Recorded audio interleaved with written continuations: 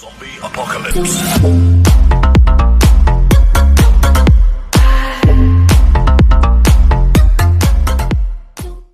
Operator, so there are three things that you need to keep in mind. First, we're changing the flow, then we're adding what we call a ban phase, and then we have what we call the six peak.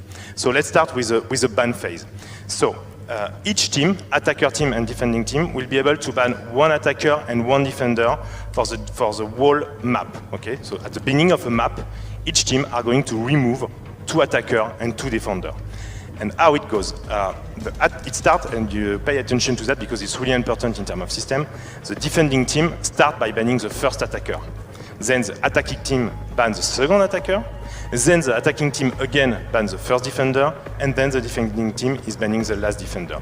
That means 4 operators that won't be able to be played by both teams.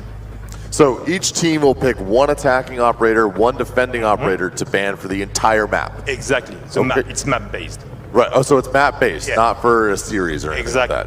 Okay. Now let's take a look at how that's going to play out in terms of the rounds and the attackers and defenders. So the second change I was talking about is that we are changing the flow of the round. Instead of having a team that needs to attack, then switch to defense, then switch to attack, now we are doing 5 attacks in a row, then kind of an half time, and then you go to do your defense and you do your 5 defense in a row. So we're not going to be doing the back and forth that we've been doing for the last 2 years. It's going to be much more fluid and probably a better viewer experience for everyone here. And even for the team. Point, Hereford is officially the Season 3 map rework. This is the first intention that we have. This is our daily dev map. This was the first competition map that we've had. We've been playing that map for 10 months in Grey Block. We didn't have art. We had no destruction intention on props.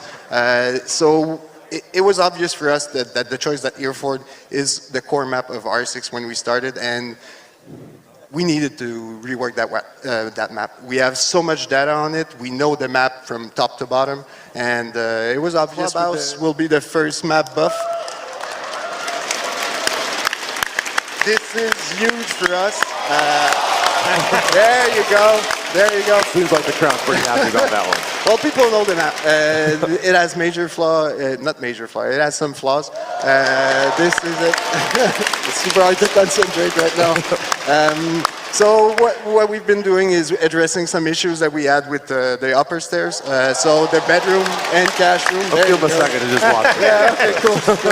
Let it sink in. Welcome to Truth or Consequences, New Mexico. This sleepy desert town is ground zero for Outbreak, a special Rainbow Six Siege co-op event that pits your team of up to 3 intrepid operators against hordes of, well, these guys. These mutated abominations will do everything in their power to stop you from accomplishing your objectives as you follow the story of Team Rainbow's efforts to quell the carnage and uncover the truth. So you'll need to adapt your tactics if you want to survive. Because the infected are coming for you. Sure, they might look like they're just standing around having a bad time, but if you can't take them out before they spot you, you're gonna have a bad time. Equipping a suppressor can help you sneak through certain areas without causing a fuss, but sooner or later some grunt is gonna pop off and text all their grunt buddies to come swarm you. But other enemies won't be so direct. Bubble-backed breachers love to leap around, looking to explode themselves next to you or destroy your reinforcements. Keep an eye out for the telltale bubbles on the wall, and make them respect your personal space with a quick melee hit if they get too close. You'll also have to contend with rooters, who zip around evasively and hassle you with spikes conjured from below, which hold you in place until you or a teammate can shoot the offending rooter.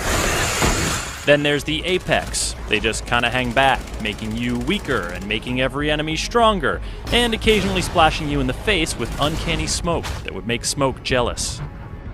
And the Smasher? Well, it's right there in the name. It can't see you, but it sure can hit you or run you right over. Try luring it into ramming itself into a wall so you can more easily shoot or stab it right in the weak spot. If you and your teammates manage to complete Outbreak on normal difficulty, take a whack at Pandemic, where friendly fire and more numerous enemies make things extra tough. No matter which difficulty level you take on, you'll be choosing your operators from a carefully curated group with the gadgets and weaponry to give you an edge in the crisis. Choose Doc for his super clutch stim pistol. Take Smoke and his beauties to hold the hordes at bay, and then bring Finka to juice you up so you can gun them down. Finka is one of the new Operation Chimera operators, and Lion is the other. His drone can scan the area and show you where the nearest threats are, but remember, you've only got 3 slots on the team. You can run it with less than 3, but it gets much, much harder. Unless you happen to be some sort of siege deity with godlike powers of destruction. LMG, mounted and loaded! Outbreak will be available for a limited time only, 4 weeks from March 6th to April 3rd on all platforms. And while it may seem strange at first to fire so many bullets so frequently in Rainbow Six Siege, you'll soon have a new appreciation for LMGs. And shotguns. And basically anything that shoots bullets at these horrible abominations. For more on Rainbow Six Siege, subscribe to our YouTube channel and visit us at news.ubisoft.com.